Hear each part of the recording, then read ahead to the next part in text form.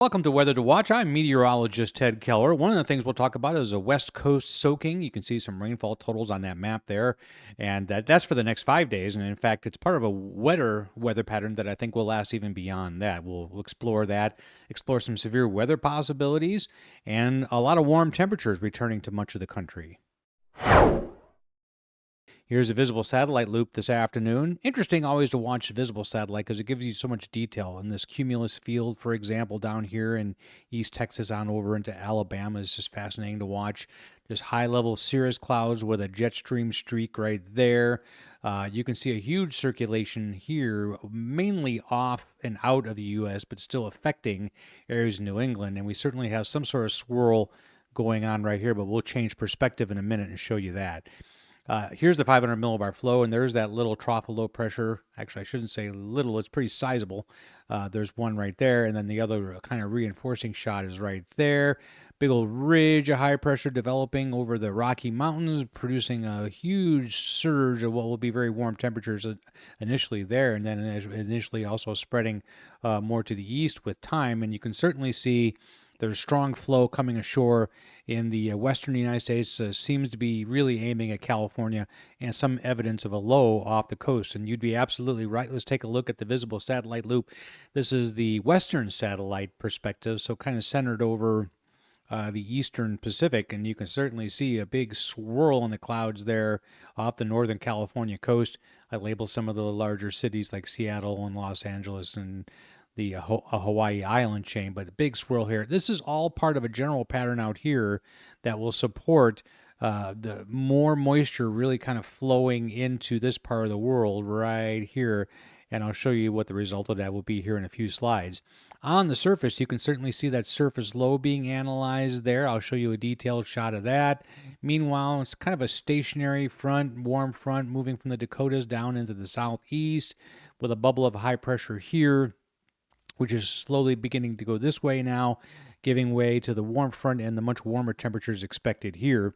This is a look at how airflow looked, at least according to the model. This is the ARRR model, so it's simulating what it was like at 4 o'clock today, and it's pretty close, as you saw from the surface weather map I just showed you. But the bubble of high pressure is just off to the east of Nashville there.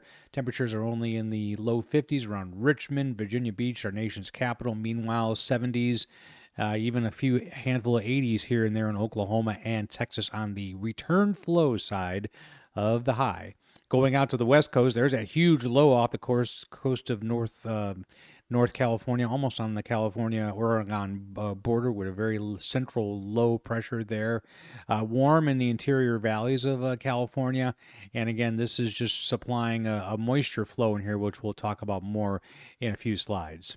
Here's the temperature trends, and this is really pretty incredible. This purple color here in the Dakotas and Nebraska, that is 26 degree, probably 22 to 26 degree temperatures above what is considered normal this time of year, with Rapid City getting to 77 degrees.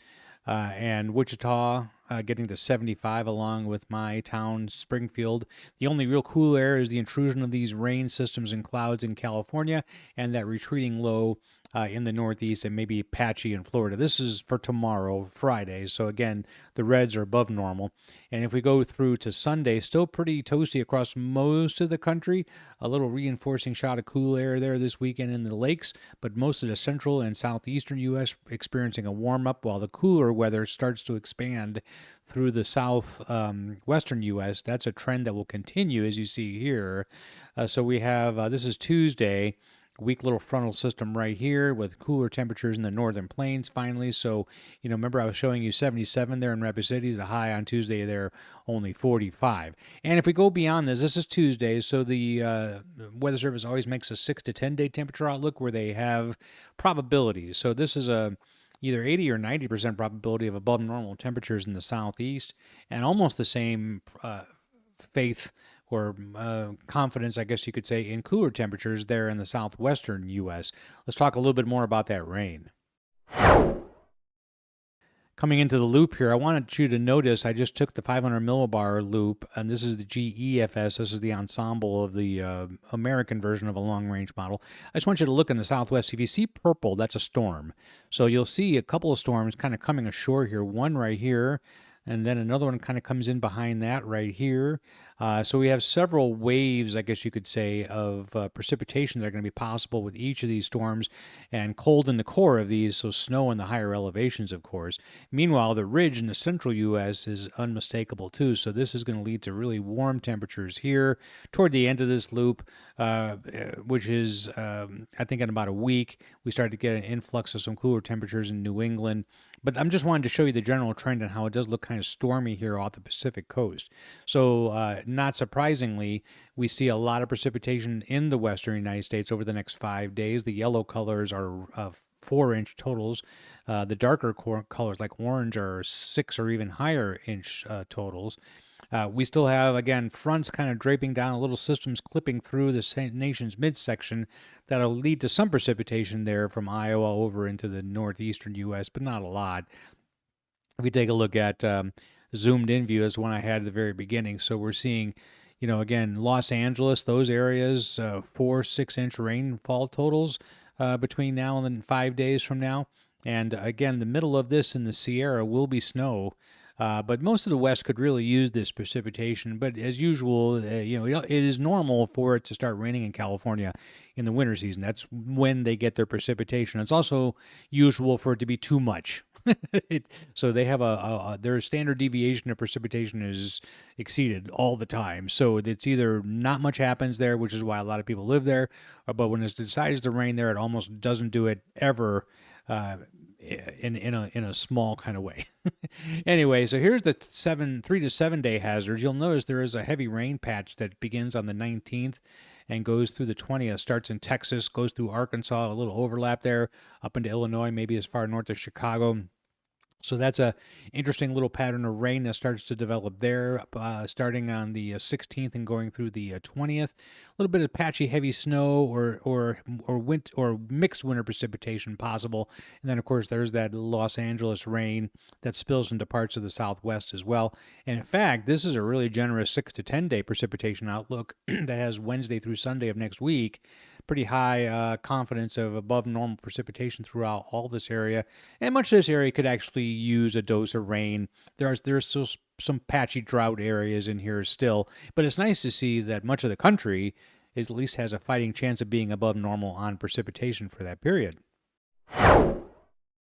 Last thing we'll look at here today, we have some severe weather popping up, a very low marginal risk of severe weather on Saturday, including Pittsburgh, maybe as far north as Cleveland, but Columbus, Ohio, Charleston, West Virginia, those areas have that 1 out of 5 risk on Saturday. And I also wanted to look forward to Monday.